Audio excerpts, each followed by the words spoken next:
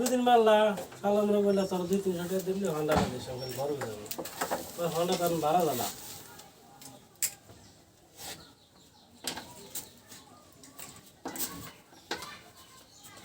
আর গরম হয়ে গেল কি হলো কাঁচার বানাই না এই কাঁচার দিয়ে মিলে দিও